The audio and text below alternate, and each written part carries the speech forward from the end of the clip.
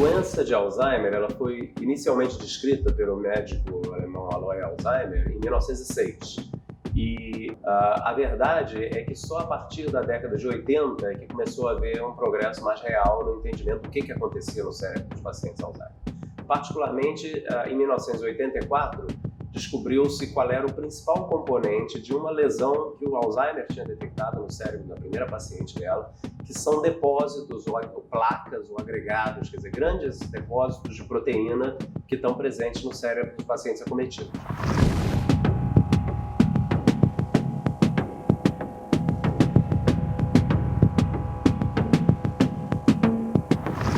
A partir do fim da década de 90, inicialmente a partir do trabalho de um cientista da Universidade Northwestern, nos Estados Unidos, identificou-se que, na verdade, as principais toxinas que hoje se acredita que atacam as sinapses dos neurônios e levam à perda de memória são pequenos agregados que não são visíveis no cérebro, assim, macroscopicamente.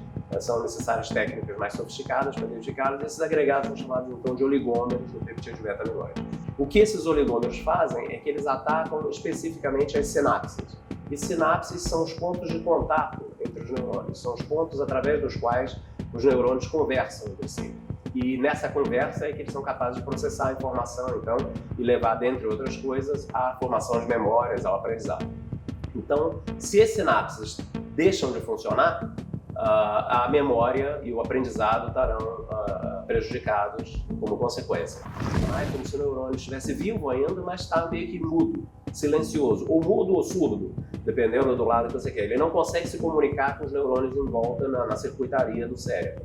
E isso, então, embora não seja mais vista a doença como uma doença da morte do neurônio, necessariamente, leva a um impacto na memória, porque os neurônios, ainda que vivos, param de funcionar corretamente, param de processar a informação, porque essa comunicação na rede neuronal é essencial para que o cérebro funcione.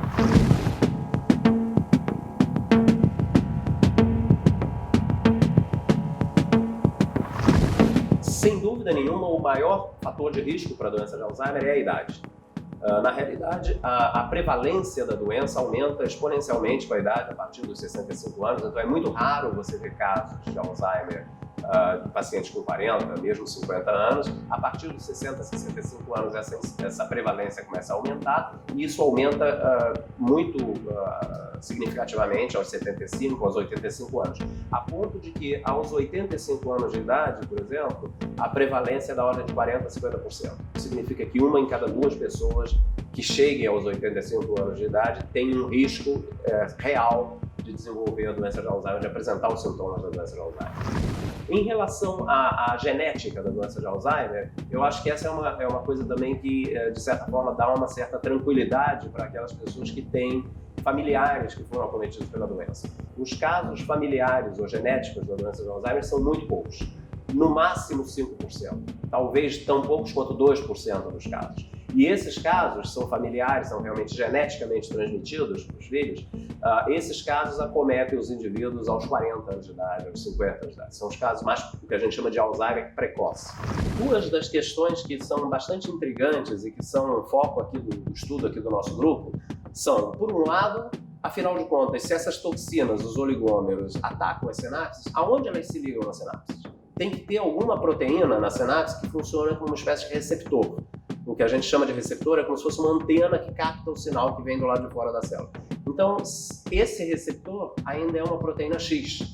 Ninguém sabe ainda a identidade. Existem várias propostas na literatura, algumas do nosso próprio grupo, que já identificou algumas proteínas que podem ser o receptor, outras de vários outros grupos aí. Então existem pelo menos uma meia dúzia, talvez 10 proteínas que seriam candidatas a receptor, mas ainda não se sabe se alguma delas, efetivamente, sem sombra de dúvida, é a proteína que liga. Se a gente conseguir descobrir o receptor, aí a gente pode tentar desenvolver estratégias e abordagens para impedir a ligação do oligômero com o receptor, e se a gente conseguir isso, a gente bloqueia ou blinda, digamos assim, o neurônio do efeito da toxina. É como se você pusesse um antídoto que impede que a toxina, mesmo que ela esteja presente, ela não vai conseguir se ligar ao neurônio, portanto não vai conseguir fazer mal ao neurônio. Então essa é uma questão central, eu acho, que na pesquisa na doença de Alzheimer.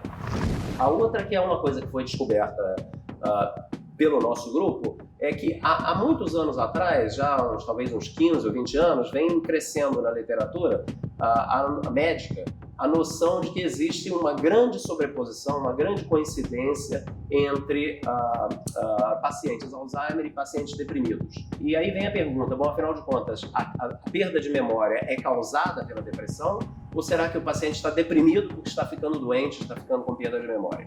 E nós, há 2 anos atrás, identificamos tivemos um achado muito surpreendente, que esses oligômeros de beta, que causam perda de memória em animais e nos seres humanos, pelo que você sabe, também causam sintomas depressivos em animais.